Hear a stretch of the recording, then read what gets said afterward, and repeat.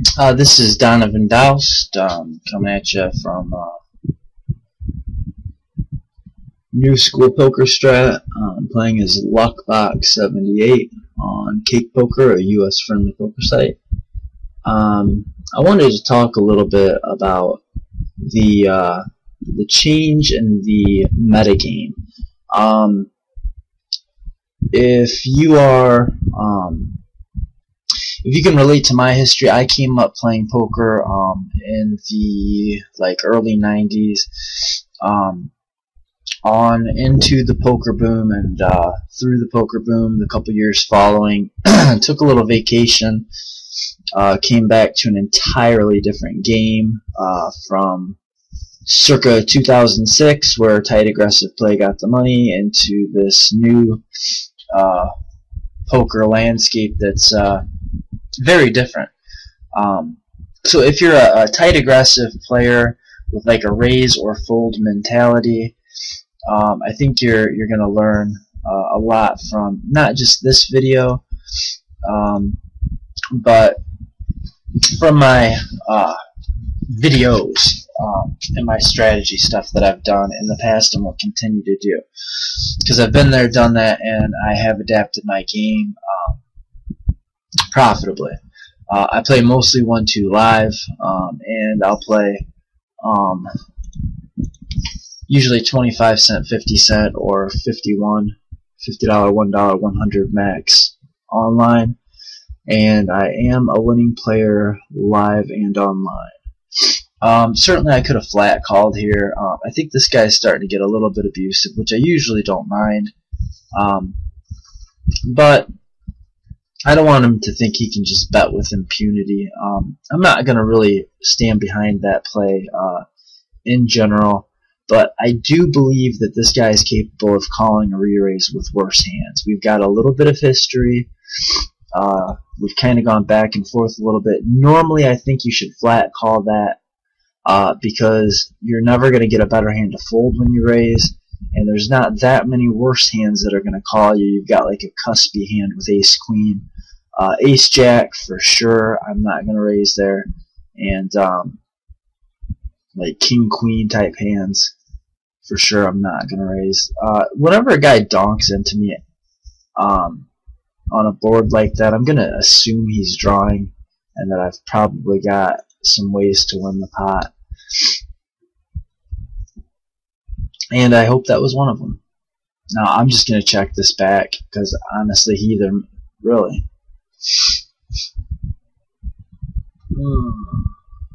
well, all the draws got there. Nothing I can do at this point. Lick my wounds. Oh, wait a second. Did I misread the hand there? No, yeah. Everything got there. So he was probably on a heart draw or a straight draw. He either made his hand on the turn or the river, unfortunately. So I was hoping to check that back and win. Didn't happen. So what happened to the poker universe? Why the changing of the guard? Why is it that the new school loose aggressive players are wrecking shop, especially at the higher stakes games? And I think there's a few reasons for that. Number one, first and foremost, people stopped giving their money away. Honestly, back in the day, like right after Moneymaker won the World Series, even like right after the movie Rounders came out, everybody thought they knew what they were doing. Nobody did. People would like stack off with Queen Jack suited pre-flop 100 big blinds deep because they were suited. They'd call early position raise with ace-5 offsuit, stack off when the ace hit the flop. That kind of stuff doesn't happen anymore. I mean, not even at 2 cent, 4 cent. So obviously there's going to have to be some changes that you make in your game when things change so dramatically in the environment that you play in. And that's the real situation. People just stopped giving their money away. They realized poker was a skill game and started doing something very detrimental to professional players and winning players. They started trying to win, and that is not good for the rest of us, obviously. but we can rebound. You can make it back. I am absolute 100% living proof that if you were good back in the day, you can be good again. The math hasn't changed.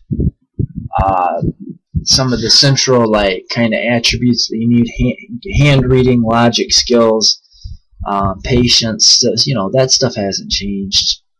Feel for the game, math, still the same game, just different players playing it, so it's a different metagame.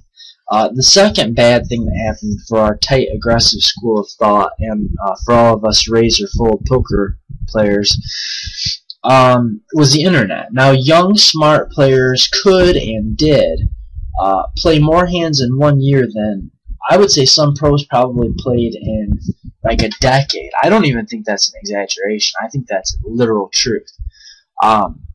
So not only were they playing a lot, and there was tons of people playing, and obviously the best players, the cream of the crop, is going to have a tendency to rise to the top. So the best out of all the millions, like 60 million players in the U.S. play poker now. So the players at the higher stakes are going to be the best of those 60 million, as opposed to maybe like 6 million 10 years ago, or well, maybe more than that now. But anyway, you get the point.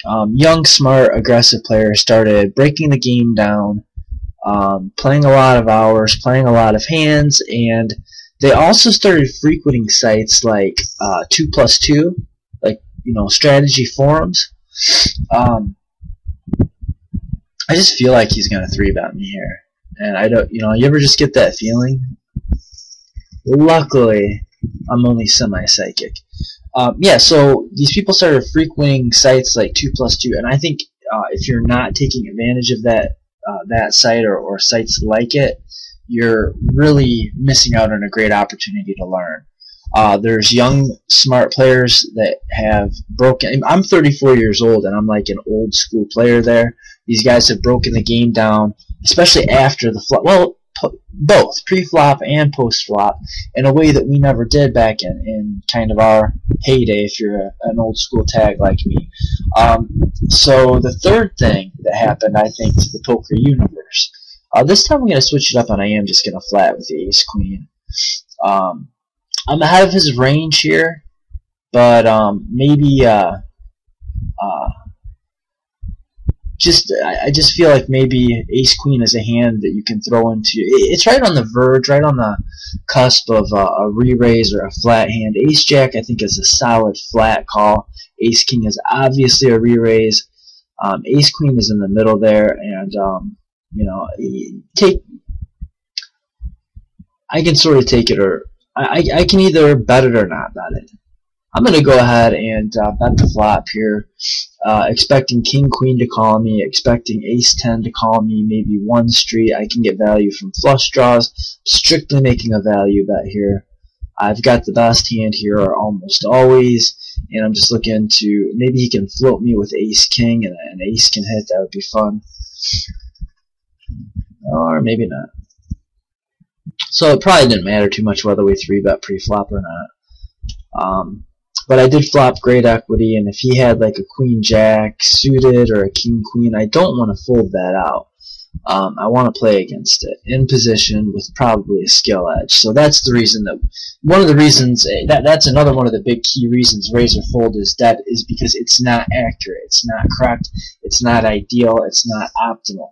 There are tons of times when it's better just to flat call, and the times when it's better to flat call pre-flop typically are times when your opponent is unlikely, where you probably have the best hand or good implied odds, pot odds somewhere, but you have a hand that if you do decide to raise with it, it's going to be unlikely that somebody can call with a worse hand, and it's going to be unlikely that someone can fold with better. The best examples, like the quintessential examples of these hands, are like ace-jack suited and king-queen suited, or even ace-jack offsuit, king-queen offsuit. If you're in late position, like you're on the button, and maybe another steal position open raises, you should raise that king-queen or ace-jack like never. You don't want to fold out his Jack X and Ace X or King X hands that you have dominated. You want to keep his garbage in there. You have position. You don't really have a good game plan with Ace Jack for facing a 4-bet. Probably you just have to fold, and it might be the best hand because people are 4-betting with air now. So there's just a lot of good reasons to add flat calling to your resume. I'm going to check raise him here because he just never has an ace. I mean, for sure he's not going to open limp with ace high. Maybe a suited ace every once in a while you'll see somebody open limp, but I'm just going to mark him as weak passive. This is what he is sort of shaping up to be. If I had anything better than that, I would probably go ahead and attack his blind, because even if it's not going to solicit enough folds right now, I think between the fold equity I have on before the flop and on the flop add up to me being able to open on his button just about every time, or on his big blind. I'm sorry. Trying to rush through this video. I've only got a few minutes left here. Gus Hansen, number 3, third worst thing that happened to the tight aggressive poker players. In one televised final table appearance, I think he almost single-handedly changed the poker landscape forever. He showed that loose, aggressive post-flop or pre-flop play, along with or coupled with expert post-flop strategy and mathematical savvy, was not just one way to play the game, but might in fact be the way to play the game. Never know what to do with small pocket pairs under the gun. 6 max, I will open with them, and usually I'm going to fold them in a ring game. Yeah, that sucks. The good news is that if I do call here, he's probably got a hand that I might be able to stack him with. The bad news is that I'm not getting wonderful pot odds. I'm just going to let this go. I don't know. That was probably about a break-even fold or call. I think people do set mine too often, though. So Gus Hansen, I think, had a big role in showing that loose, aggressive style, understanding pot odds, race odds, ranges, things like that, sort of trumped the tight aggressive strategy. And the fourth bad thing that happened to especially live, tight aggressive, razor full poker players was Black Friday. Now, a lot of these players that played all the time, I'm going to look for the check raise here. I'm going to plan on dubbing a lot if he does call. 2, 3, 4.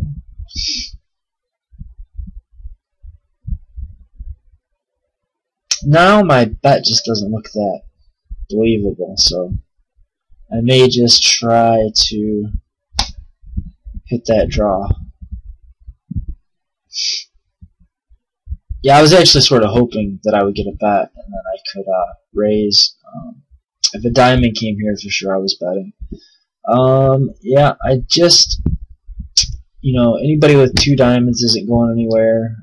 Probably, well, I don't know, just fish call. So I could potentially now re-raise and take this pot down, but yeah, we're gonna save what fancy plays for another time. So essentially, what happened is, when Black Friday happened, things got really bad for tags. It was really bad news bears for the tight aggressives, where live players used to be a mixed bag of rocks, calling stations, good winning tags, and mostly passive fish. It's now riddled with loose aggressive murderers, and I am going to have to probably just end this here. Until next time, good luck.